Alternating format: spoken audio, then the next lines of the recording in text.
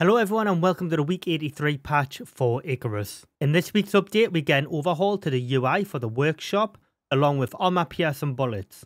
First of all, you're going to have to unlock armor piercing ammo. It's in your tier 3 and it's in your ammo section here just underneath the portable beacon. You will see armor piercing ammo. The armor piercing ammo is craftable on the machining bench and this is where you locate it.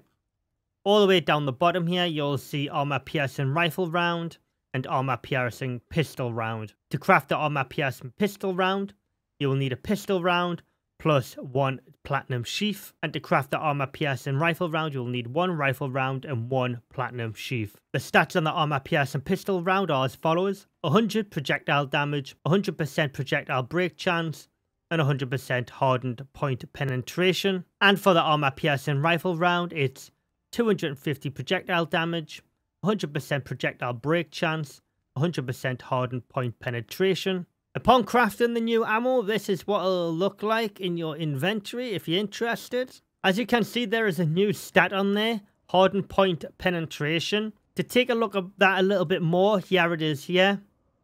Penetration of hardened point resistance, 0. Hardened point damage reduction, 75%. I'm going to read from the patch notes in a second what the devs have wrote regarding this to try and explain it a little bit easier. I will put it on screen for you as well. When I read it, I just read it as word spaghetti.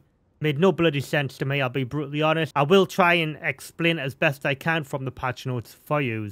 Okay, so the dev's going to say the armor piercing changes. We're using this update to provide a rebalance of the stats around the hardened point damage and perks related to combat. All creatures started off with a value of -75, meaning that players' damage was reduced by 75% for the toughest hardpoint zones.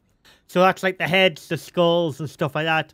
So if you hit somebody in the head, like an animal in the head for example, and you get that little blue marker that comes up, that's what that is.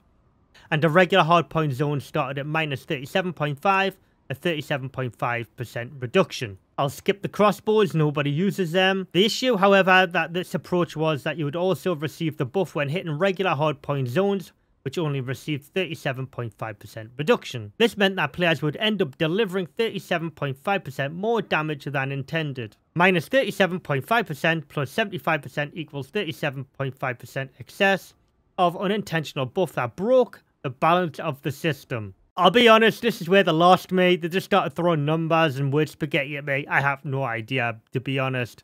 So I'm just going to take the dev's word for it. We have reworked the damage alongside introducing the new hardened point penetration stat, giving us 3 stats we can interchange to provide the right balance: hardened point penetration, hardened point damage, hardened point protection. The new hardened point zone damage notification stats works as follows. Creatures start with a 75% reduction in damage hardpoint protection. Hardpoint penetration is a percentage value between 0 and 100 on weapons and ammo that reduces that -75% closer to 0. A 0% hardened point penetration means -75% reduction, damage reduction, and 100% hardened point penetration means 0 damage reduction.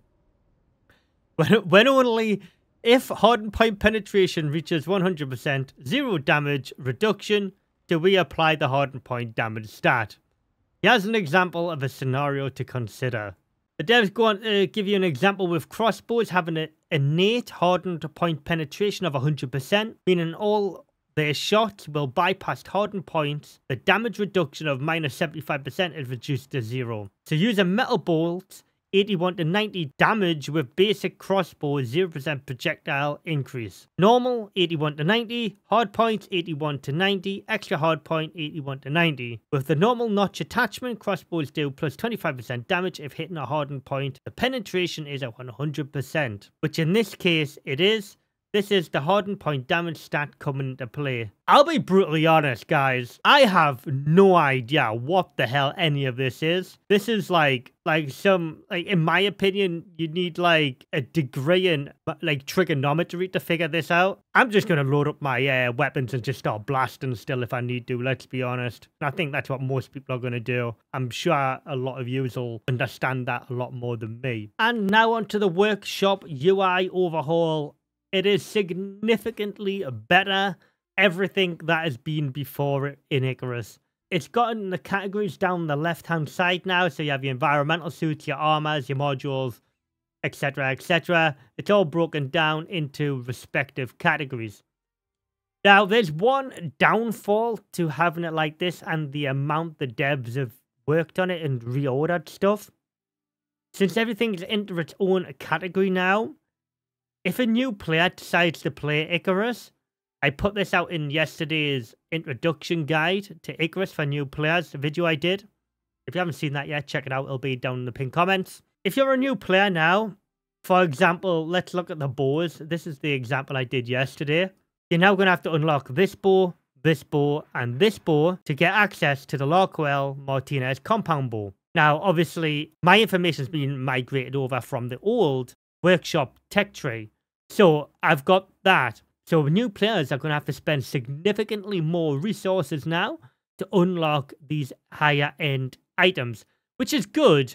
But it's also kind of a bit crappy on new players, if you get my drift. But I guess you've got to be in it early to win. So as we progress through, as you can see, the consumables now is broken down into your MREs, into your food packets. I quite like this idea. I think this, like the vaccines and stuff, should have been on its own tier. I don't know why it would be in with the food packets. This should be like its own little farming section, in my own opinion. The deployables, again, I don't know why they didn't just have the extraction stuff in with the deployables, like as you have the IC1 extractor and the radar. It just seems like a little bit unnecessary, but it will make sense for like future patches if they add more extraction things in there, I guess. It's a lot easier to navigate. It's a lot user-friendly on the eyes as well. There's also been some good little audio fixes and stuff like that today. If you were like me and you had the weird like lantern audio bugs, they've now been fixed for me, especially when I went in the water and got out of the water, like my audio would go all messed up. It's now fixed. So if you are having them issues, great. And that's the week 83 patch notes, folks. Let me know down in the comments what you thought of the new UI changes to the workshop and the armor penetration